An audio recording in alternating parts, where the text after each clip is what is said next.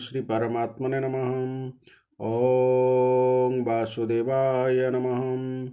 ओं व्यासदेवाय नमः। ओं जगन्नाथदासाय नमः।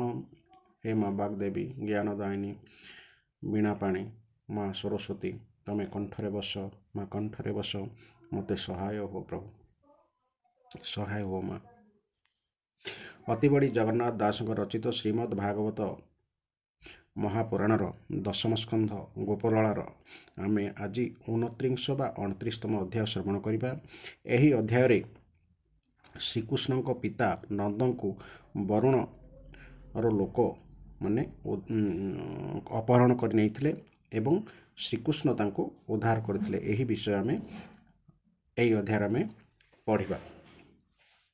29 अध्याय वरुण पुरु नंदवाणी श्रीकृष्ण गोपाल को पुणी वैकुंठ पुर देखाइले वर्णन 29 श्री शुक उवाच शुणप ऋक्ष राजऋषि नंदजे कला एकादशी पूजा करिला चक्रधर रात्रे हो इला उजागर उछर पारणार बेला जमुना रात्र थाऊ गला वरुण राजा ताहा जानी दूतपे शिला परिमाणी बोइला आण हो नंद को एठारे देखिबा कृष्ण को आज्ञा प्रमाणे दूते गले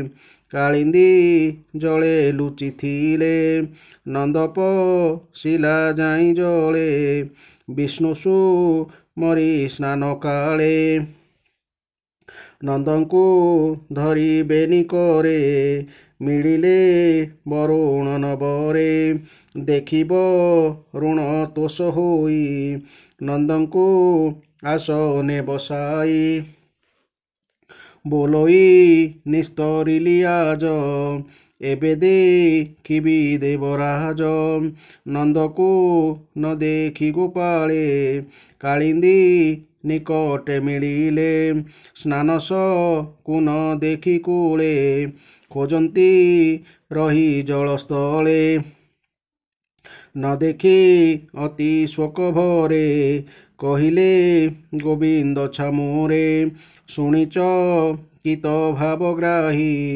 बोलंती राम को नाई पितांको नेई वरुण पूजिब मोहर चरण तु स्वामी थाओ निज पुरे कहिच लीले कृष्ण खरे वरुण पुरे दैतारी मिलिले निज रूप धरी देखिसा नंद जल राजा कृष्ण चरणे कला पूजा विविध मते उपहार जानई पूजार व्यवहार पुणी पड़िला कृष्ण पादे बोलोई शोक गद गदे आज जीवन मोर धन्य देखिली प्रभु निरंजन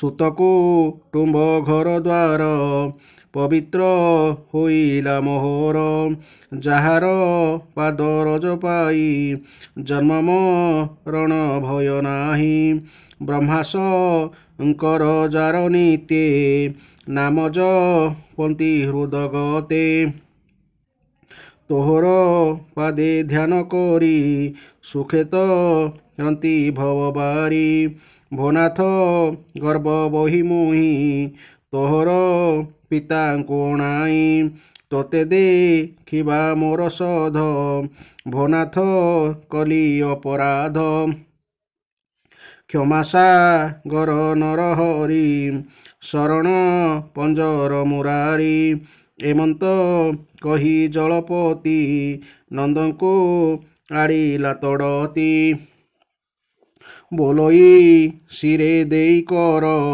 ଭୋନାଥ ନିୟତ ପିୟର ବରୁଣ ଭାବ ହୃଦେ ଘେନି ଦାସବ ଛଳ ଅନ୍ତର୍ଯାମୀ ନନ୍ଦର କରେ ଦେଇ ହସ୍ତ ଗୋପେ ମିଳିଲେ ଗୋପୀନାଥ ଗୋପାଳେ ହୋଇଲେ ହରସ ଆସିମି ଲିଲେ ନନ୍ଦପାସ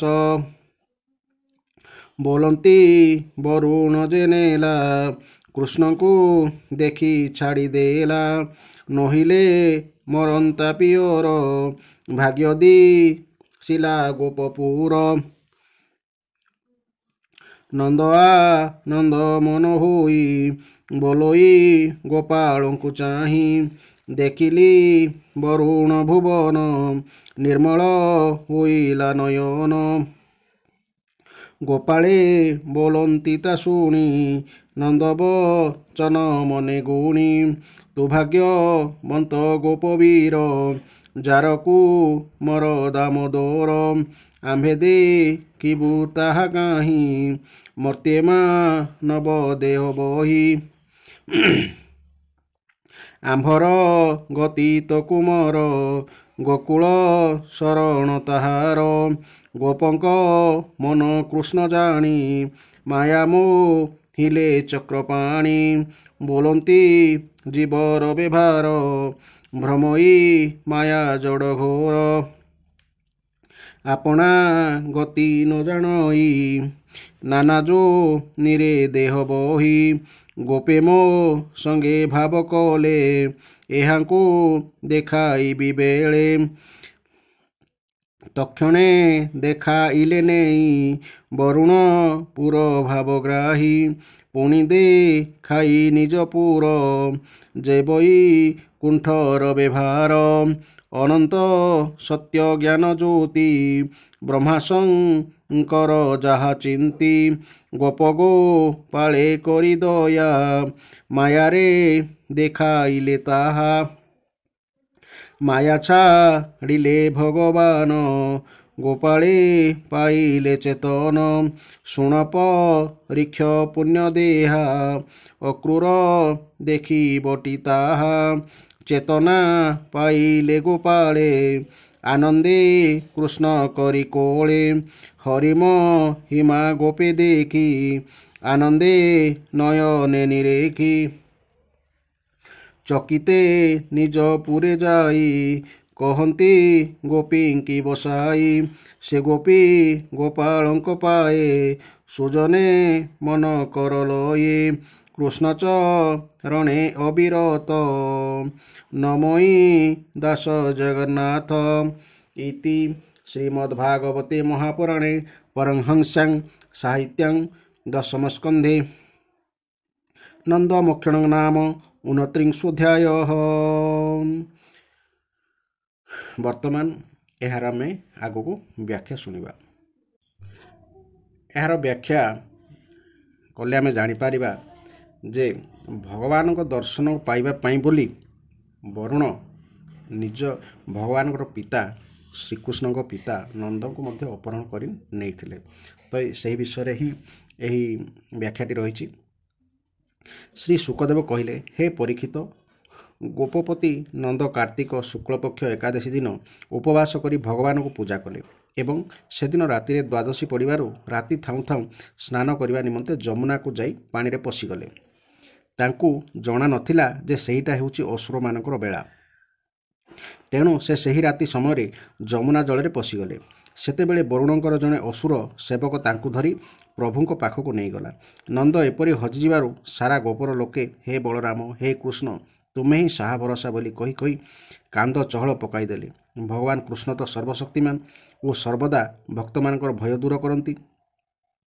ବ୍ରଜବାସୀମାନଙ୍କର କାନ୍ଦ ଶୁଣି ସେ ଜାଣିଗଲେ ଯେ ତାଙ୍କ ପିତାଙ୍କୁ ବରୁଣଙ୍କର କୌଣସି ସେବକ ନେଇଯାଇଛି। ତେଣୁ ସେ ତୁରନ୍ତ ବରୁଣଙ୍କ ନିକଟକୁ ଗଲେ। ସକଳ ପ୍ରକାର ଇନ୍ଦ୍ରିୟମାନଙ୍କ ପ୍ରବର୍ତ୍ତକ ଭଗବାନ ଶ୍ରୀକୃଷ୍ଣ ସ୍ୱୟଂ ତାଙ୍କ ପାଖକୁ ଆସିଛନ୍ତି ଦେଖି ଲୋକପାଳ ବରୁଣ ଅତ୍ୟନ୍ତ ଆନନ୍ଦିତ ହୋଇଗଲେ। ସେ ଭଗବାନଙ୍କର ସବୁଚିତ ପୂଜାରାଧନା କରି ଏହି ରୂପେ ନିବେଦନ କଲେ। ବରୁଣ କହିଲେ, ହେ ପ୍ରଭୁ, ଆଜି ଆପଣଙ୍କର ଚରଣ ସେବା କରିବାର ଶୁଭ ଅବସର ମିଳିଥିବାରୁ ମୋର ଦେହ ଧାରଣ କରିବା ସଫଳ ହୋଇଗଲା। ଆଜି ମୋତେ ସକଳ ପୁରୁଷାର୍ଥ ମିଳିଗଲା। ହେ ଭଗବାନ, ଯେଉଁମାନଙ୍କୁ ଆପଣଙ୍କ ଚରଣ କମଳରେ ସେବା କରିବାର ସୁଅବସର ମିଳିଛି ସେମାନେ ସମସ୍ତେ ଭବସାଗରରୁ ପାରି ହୋଇଯାଇଛନ୍ତି। ଆପଣ ହେଉଛନ୍ତି ଭକ୍ତମାନଙ୍କର ଭଗବାନ, ବେଦାନ୍ତବାଦୀମାନଙ୍କର ବ୍ରହ୍ମ, ଯୋଗୀମାନଙ୍କର ପରମାତ୍ମା। ଶ୍ରୁତି କହନ୍ତି ଆପଣଙ୍କ ସ୍ୱରୂପରେ ବିଭିନ୍ନ ଲୋକ ସୃଷ୍ଟିର କଳ୍ପନା କରୁଥିବା ମାୟା ନାହିଁ। ମୁଁ ଆପଣଙ୍କୁ ନମସ୍କାର କରୁଛି। ମୋର ଏହି ସେବକ ଅତ୍ୟନ୍ତ ମୂଢ଼ ଓ ଅଜ୍ଞ। ସେ ନିଜର କର୍ତ୍ତବ୍ୟ କ'ଣ ତାହା ବି ଜାଣେନି। ସେ ଆପଣଙ୍କ ପିତାକୁ ନେଇ ଆସିଛି। ଆପଣ କୃପା କରି ତା'ର ଅପରାଧ କ୍ଷମା କରନ୍ତୁ।